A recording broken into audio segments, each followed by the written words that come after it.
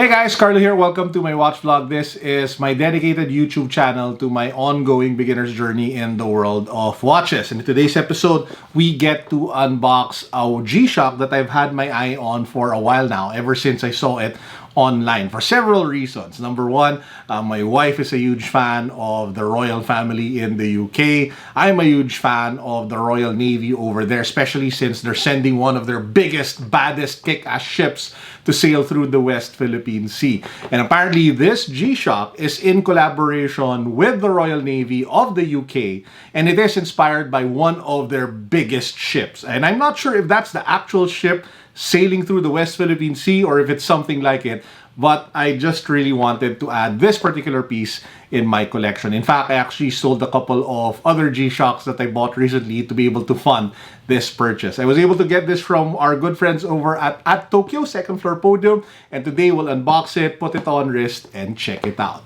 Let's go.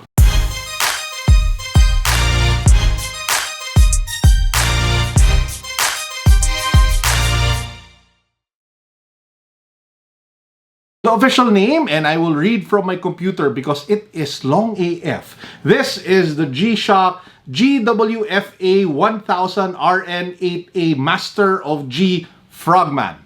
That is a mouthful. And it is a full analog solar timepiece in collaboration again with the Royal Navy of the UK. And it is inspired by Her Majesty's ship Queen Elizabeth aircraft carrier, one of the largest ships of its kind. Now, as you guys can see from the top of the box, you have the Royal Navy logo over there, G-Shock, Frogman. If you pop it open, just like with G-Shocks in packages like this, you have another box that says Master of G, and you have the packet with the manual and the warranty card plus the receipt. Take a look at that. That is one kick-ass G-Shock over there. I mean, it is just insane. It features a light gray case, the band resembling the hull of the ship, which is offset by the Royal Navy red, white, and navy blue. Ba-bam! It's such a kick-ass watch, but not in the typical way when you say kick-ass, wherein it is loud, massive, and just screams for attention. You know, the colors are crazy and stuff like that. This one, because of the color combination of the metallic hues of the gray, the blues, this one is more of a subtle killer type of kick-ass. You know, that cool, calculated, but at the same time still imposing type of killer watch.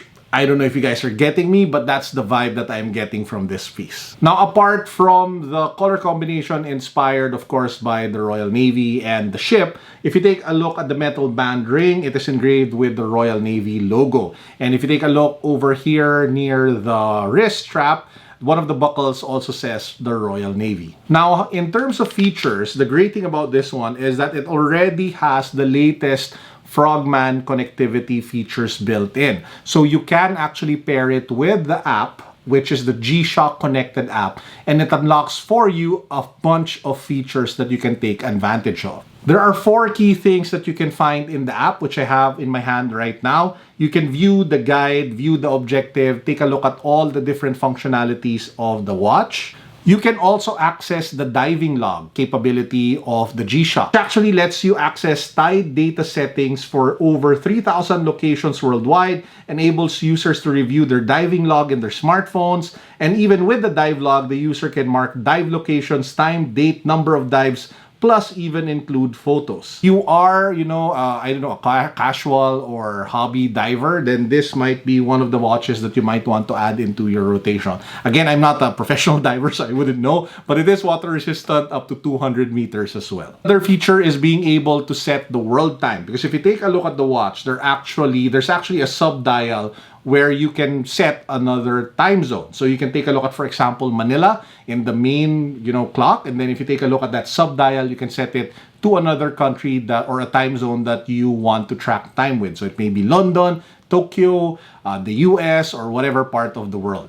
And lastly, the last function is utility, which allows you to set the alarm and to set the timer. The great thing about applications like this, like the G-Shock Connected, is for those who are beginners or those who are new to the world of G-Shock and they're more used to their smartphones, than they are fiddling with watches, is that you get the best of both worlds. You get a really kick-ass watch. You don't have to understand all the buttons, but I do recommend that you go through the process of mastering and understanding all the little things in your watch, but you can breeze through that with the app. By the way, quick wristwatch check of the day. I am wearing my Omega Seamaster. So this one is with that gorgeous, stunning white dial, one of my favorite Omega watches in my collection. And I'm referencing to it because I'm about to take it off so that we can put this bad boy, this killer of a watch, on wrist. Now, as you guys can see, this is not a small watch. This is massive. Even for me, somebody who loves to wear big watches, because I do have an 8-inch wrist, I find this to be a little bit on the big side. So if you are looking for like a chunky,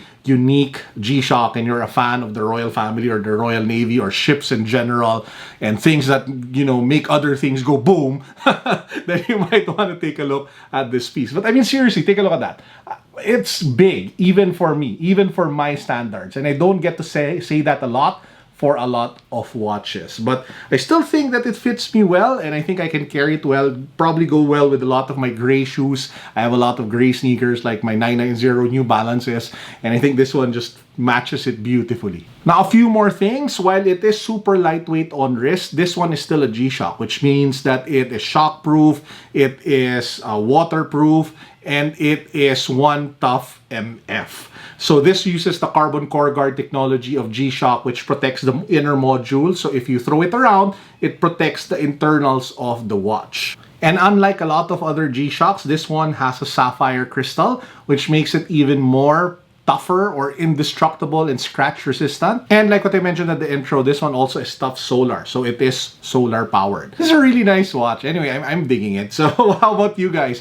What do you think of the G-Shock Master of G Frogman Royal Navy? Let me know in the comment section. As usual, I'll try my best to reply to as many of you as possible. And if you are looking for watches, make sure to drop by and check out AtTokyo over at the Podium second floor. If you do live in the Philippines, they do have a great selection of watches over there. In fact, when I dropped by, there were new models available. There was a Seiko 5 in collaboration with a Japanese artist.